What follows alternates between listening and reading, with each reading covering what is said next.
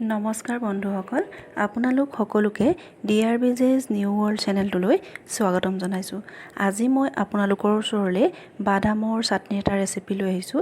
এই ৰেচিপিটো বনাবলৈ প্ৰথমতে মই বাদামখিনি কেৰাহীখনত শুকানকৈ অলপ ভাজি লৈছোঁ। এইখিনি ভাজ খালত মই এইখিনি কেৰাহীৰ পৰা তুলি থৈছোঁ। এতিয়া ইয়াৰ বাকলিখিনি মই হাতেৰে অলপ মোহাৰি এৰুৱাই ল'লোঁ।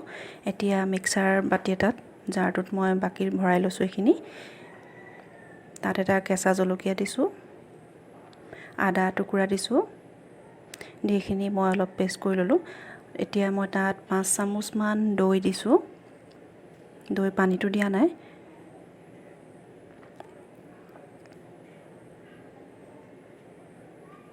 আৰু ইয়াত চেনি দিছোঁ মই সোৱাদ অনুসৰি। এতিয়া এইখিনি ভালদৰে মই পেষ্ট কৰি ল'লোঁ। এতিয়া বাতি এটাত উলিয়াই ল'লোঁ আৰু ইয়াত অকণমান মই সোৱাদৰ কাৰণে নিমখ দি দিছোঁ আৰু নেমু চেপি দিছোঁ। এইখিনি ভালদৰে মই লৰাই দিলোঁ। এতিয়া মোৰ এইখিনি বাদামৰ চাটনি ৰেচিপিটো ৰেডি হ'ল। এই ৰেচিপিটো আপোনালোকে গৰম গৰম পৰঠাৰ লগত খাব পাৰিব, খুব ভাল লাগে। ভিডিঅ'টো চাই যদি ভাল লাগিলে প্লিজ লাইক, ছাবস্ক্ৰাইব আৰু শ্বেয়াৰ কৰি দিব, লগতে আমাক কমেণ্ট কৰিব।